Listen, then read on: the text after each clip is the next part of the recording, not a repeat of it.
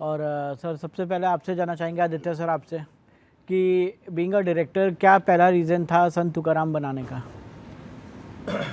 सबसे पहला रीज़न तो ये था कि संत तुकाराम महाराज के ऊपर हिंदी में कोई फिल्म नहीं बनी थी। जी तो सबसे बड़ा रीज़न तो ये था। ऊपर से इतने महान संत हैं और मुझे अपॉर्चुनिटी मिली, तो शायद ही कोई ऐसा होता मेरी जगह जो इस चीज़ को वो ओवरलुक करता। तो डेफिनेटली ये कोई सेकंड थॉट था ही नहीं। और हमने बहुत ज़्यादा कॉमर्शियलिटी और उसके बारे में उस समय हमने नहीं सोचा, क्योंकि बहुत ज़रूरी है इस तरह की फ़िल्में बनाना। बहुत ज़रूरी है इस तरह की फ़िल्में आना जो हमारी भक्ति ज्ञान और जो हमारी कल्चरल विरासत है उसको आगे दिखाएं।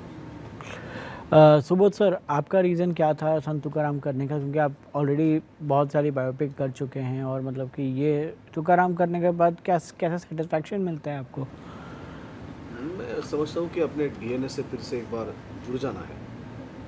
संत ज्ञानेश्वर, संत तुकाराम ये महाराष्ट्र के डीएनए में है, हर घर के डीएनए में, और महाराष्ट्र की संस्कृति और परंपरा का एक अहम हिस्सा है सभी संत। तो संत तुकाराम महाराज पे 25 साल पहले बन रही एक फिल्म का मैं हिस्सा था।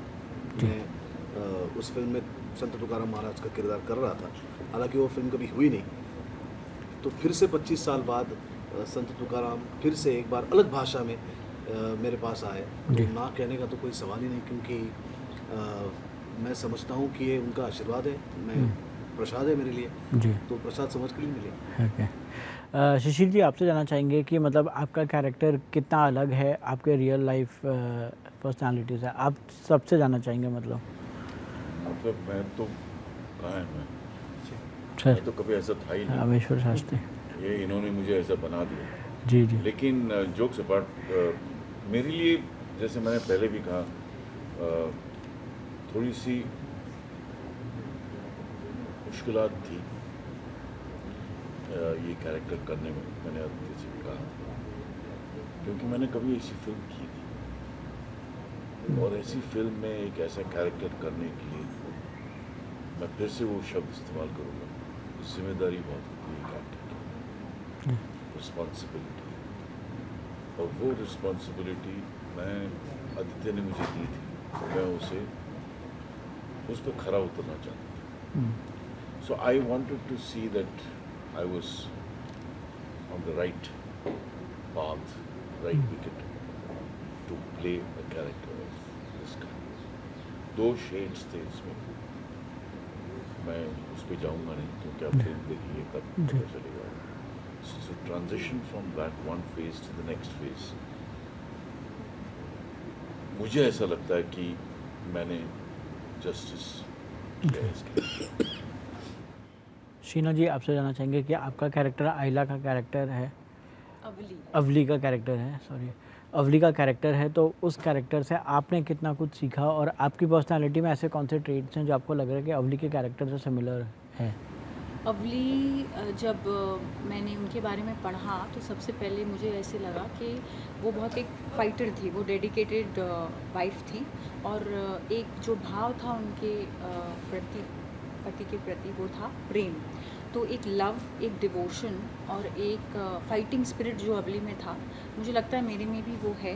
बट मैं एक्चुअली जब मैं शूट कर रही थी और हम भोर में थे, तो मुझे याद है इनका सीन चल रहा था और वहाँ के जो लोकल विलेजर्स रहते हैं, मैं उनके साथ में गई, मैंने भाकरी वगैरह खाया। प्लस मैंने जब इनके अवली के कैरेक्टर के बारे में जब मैं पढ़ रही थी तो मुझे ये समझ में आया, स्पेशली मेरे डायरेक्टर के थ्रू, और ये बहुत उनका एम्फेसिस एक पॉइंट था कि उस टाइम में जब वो फैमाइन्स हो रहे थे, जो स्ट्रगल, जो यातना, जो पीड़ा, और एक तरीके से आप बोलो तो फाइट फॉर सर्वाइवल।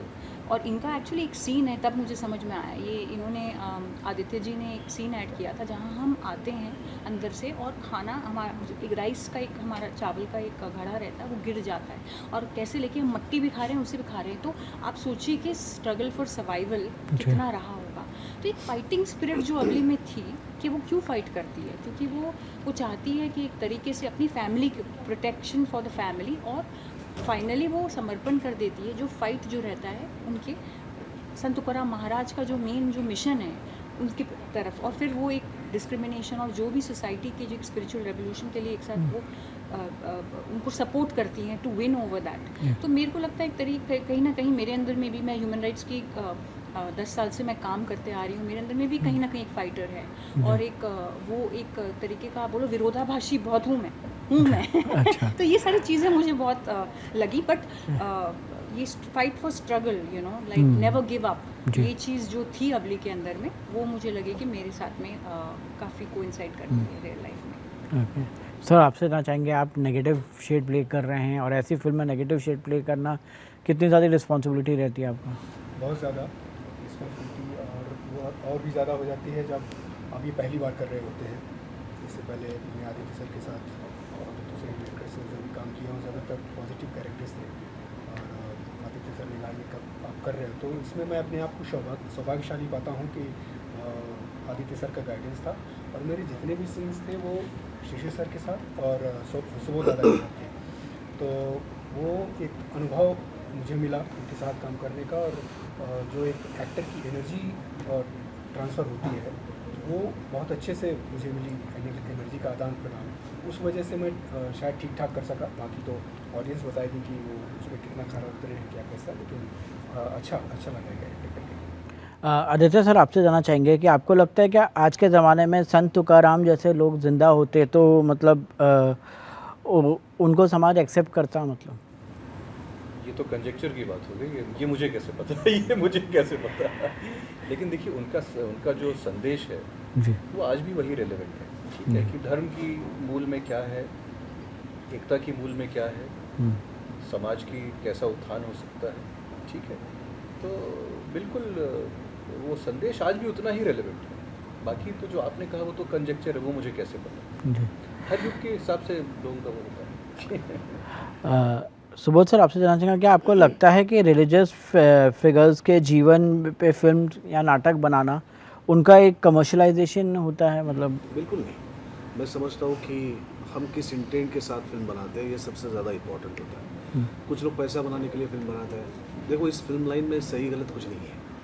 आप पैसा बनाने के लिए फिल्म बना रहे हो तो भी ठीक है, क्योंकि इट्स अ बिजनेस, और आप किसी अलग इंटेंट से फिल्म बना रहे हो, जैसे हमारे प्रोड्यूसर ने बनाई, क्योंकि वो खुद विट्ठल के बहुत बड़े भक्त हैं, वो खुद संत तुकाराम के बहुत बड़े भक्त हैं, और वो चाहते थे कि संत तुकाराम को या विट्ठल को जैसा वो समझ पाए, वैसा वो चाहते थे कि पूरे भारत की जनता भी उनको समझे, उनकी भक्ति परंपरा को समझे, उन्होंने जो कार्य किया है उसको समझे, और फिर उन्हें ऐसा लगा कि क्यों नहीं हम इस पर एक फिल्म बनाते हैं, ताकि जो मैं चाहता हूँ लोगों तक पहुँचे, वो फिल्म के माध्यम से ज़्यादा लोगों तक पहुँचे।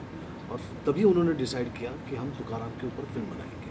तो intent was very pure, intent was भक्ति, इंटेंट जो एक श्रद्धा थी तुकाराम महाराज के ऊपर, जो श्रद्धा थी विट्ठल के ऊपर, तो ये फिल्म बनी ही है श्रद्धा से, ये फिल्म बनी